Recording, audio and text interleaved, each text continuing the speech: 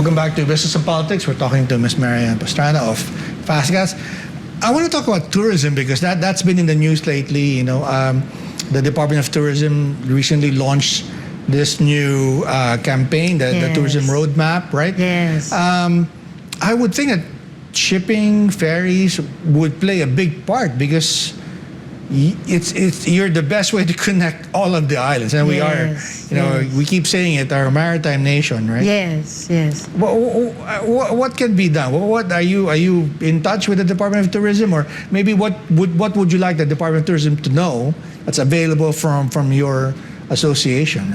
Well, the Secretary of Tourism boarded our ship like 2 weeks ago. Secretary Frasco. Yeah.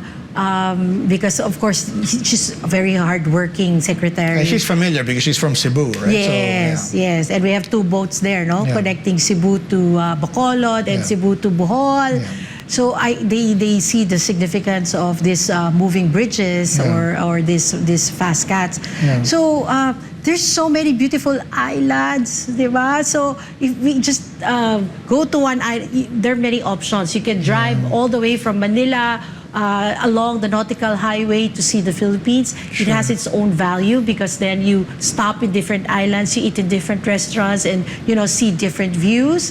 But you can also do island to island, like Mindoro to Caticlan, or Bacolod, Iloilo, or Cebu, Bohol.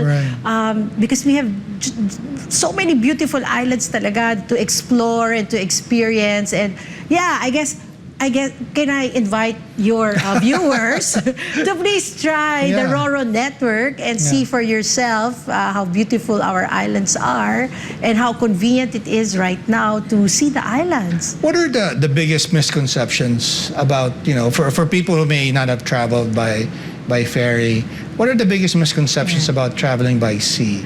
I actually did like a focus group discussion on that, and I asked nakasakay ka na ba ng barko? Have you ever taken a boat? I go, I know, because it's not safe. You know, or we're not proud of this, but we hold the highest record of maritime deaths on peacetime, and this is Doña Paz, no?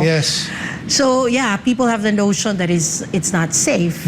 And you know, we have different kinds of ships in the Philippines, no? It's not naman regulated, no? So there are old ships, new ships, wooden ships, steel. So it's different. So one would be safety, the safety issue. And of course, because of the weather, you have different tides and condition. So some people are not riding the ships because they get seasick. They get seasick. But what I can say, it's a highly regulated industry. We are regulated by our Marina, Coast Guard. Make sure that every trip is inspected and checked. But is that why you chose the catamaran style? Because I mean that seems more comfortable, right? It's rather more than stable. rather than the the monohull ships. Is that why you picked it? Oh yeah, definitely. The design, no? That's why we always say it's designed also for the Philippine waters. We consider that. The design has a big thing, contribution to the safety of the ship. So when we were thinking about this business, we thought about the Filipino. You know, we had the Filipino in mind. So the kind of travelers that we are, maraming bit-bit. And what we serve in the snack bars are something that can contribute to us knowing the Philippines. So we support farmers by selling their like banana chips or their suman. And what we realized is that when we brought the Mindoro suman to Cebu, and then we did the launch there, and people saw that the Mindoro suman pala is triangle, and their suman is pahaba and it's white, or in Mindanao it has ube inside or chocolate inside. Parang we get to know the culture of each island, and we get to know each island more and our people more. You know. Did you say earlier that you were like, when you were recounting the story of your company, you were visiting your parents in Samar? Yes, Calbayog, my father-in-law. If I remember correctly, and I've only been in that area a long time ago, once only.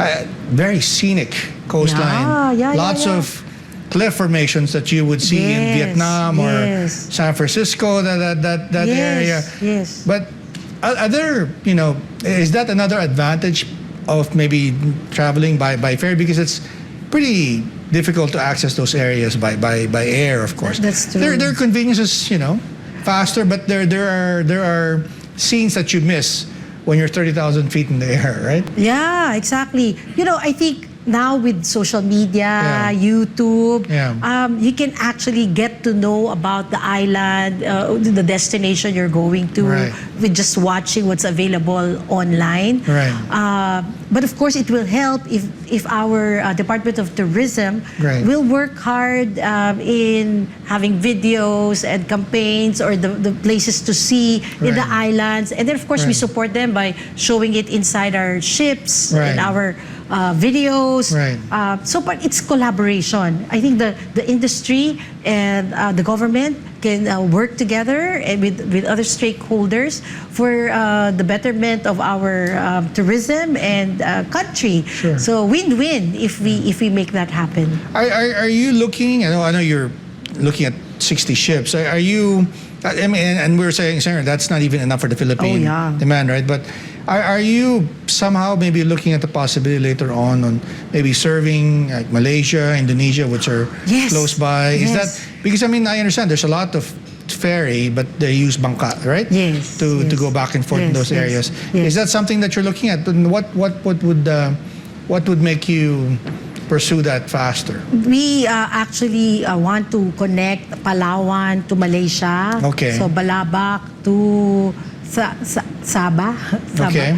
Yeah. In fact, the government of Malaysia had already built the ramp and the port to connect. They've been asking us to connect, but Buti pa Malaysia. I know, but but one of the issue would be the BIQ, CIQ, Customs, Insurance, and Quarantine Procedure. I see. The way they do in EU when you cross the countries. I see. It has to be aligned. Seamless, Yes, and seamless. So that's something that has to be worked on. Right. We wanted to connect General Santos to Bintung, Indonesia. Wow. Yeah, but then again, ships is what we need, the hard ships. And then, by law, we need to dry dock every 2 years. And the dream of really meeting the dry docking goals is kind of difficult because now we have to import parts. So many things outside our control. Right. So like systems again. Then if you have ships, you need to have the steel industry, you need to have shipyards, you need to have certified welders, and all of them are abroad. So these things, this has to be aligned so that we have a smooth implementation and then a stronger industry. Wow. And you were saying something about, when we were talking before, something about the taxes that somehow there are incentives if you import them. But if you buy locally, then you have to pay the tax, which is kind of an odd. Is that an accurate recollection of what you're saying? Yes, we have raised that to our regulator, Marina. So when you import a ship made abroad, you get to import it tax-free. But when you build it here in the Philippines, all your inputs That's have 12%. to be taxed. Oh my goodness. Have to be taxed, no? So we're saying, what do we Doesn't do make here? sense. But so it's like you're encouraging people to import, rather than build it here. Like so, I was telling you that our two sons are studying in Maritime College in New York, and what I found out is that how the states really grew their maritime industry is that they have an act, the Jones Act, that says all the ships plying the U.S. territories must be built in the States. Wow. All of these issues, I feel like I'm drowning a bit because there's so many things, but if there were just, a couple of things that need to be addressed first, right? To promote shipping or transportation of people, logistics, tourism, is there something, one or two things that should be done above all the other things that are needed, because there's so many, right? What are the top two things that maybe should I think we already started doing the first one that I was going to say. It's really like engaging the stakeholders into a conversation, creating awareness so that together we can find solution to our issues. No? Okay. For me, I don't want to spend negative energy on like crab mentality or all those negative you things. You complain about bureaucracy and politics and corruption, but exactly, I don't want that anymore. You decide to be positive. Exactly. Like, I don't want to spend energy doing complaining, but rather finding the solution. Okay. And how do you find that? When you get the industry together and let's talk about our issues, and then together let us find a solution. And I don't know if you noticed that recently there has been a lot of maritime conferences. There's a maritime forum at the beginning of the year. We had our own, of course, a couple of months ago. Yes. Like there's Film Marine and there's Expo Philippines. So you think that the tide is turning? There's more attention now? I think that's helping a lot. Getting the industry closer, not to fight, but to have one solid stand and find a solution. Like the Maritime League will have Beacon, Blue Economy Conference happening on September 6 to 8. Oh, wow. Okay. Gathering together minds, stakeholders, so that we can look at the blue economy. And I think the time to act is now and not waste time, because in other countries they're already talking about electrification and being carbon neutral. And where are we? Where are we as a nation? So one, if you're asking me about two things, that's one, getting the conversation, finding solutions to whatever we're doing, and creating awareness. And I think, can we get the conversation on anytime maritime going? Let's think about maritime. And then, of course, that all the support that the maritime industry needs, design of ports, the allied industries to support, whether it's education, steel, training. I hope Marina finds that the solution on the incentivization of building ships in the Philippines, banks to support this, because this is an infrastructure project. So I think that would be it. Well, I invited you back because there's so much stuff to discuss now. I feel frustrated because I feel like that we just scratched the surface. Iceberg. But the iceberg. Thank you very much for your time. Before we go, maybe you'd like to leave a message for our audience. Maybe give them a short message. Thank you very much for giving me this time to talk about maritime and giving us the attention that we need. The Philippines has FASCAT embarked on a modernization program that we hope to change, that hopes to change the way we do business in the Philippines and connecting the island. So not the alis puno, but living on time, having digital ticketing, and giving the Filipino the service that they need. Being a maritime nation, we hope that when they ride our ships, they can see the potential of the maritime industry. So allow me to invite the viewers to please come, take the ferry, take the ferry, take the Roro. Our country is beautiful with its 7,641 islands. We have a lot of government officials coming to our office to say, please connect our islands, please connect our islands.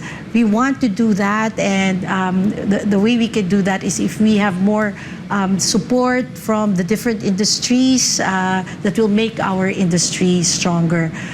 For us, we are trying to do our part in nation building, in national unity, in embedding in the Filipinos' minds the importance of us being a maritime nation. And we hope that more people will be on board in the conversation. Well, thank you.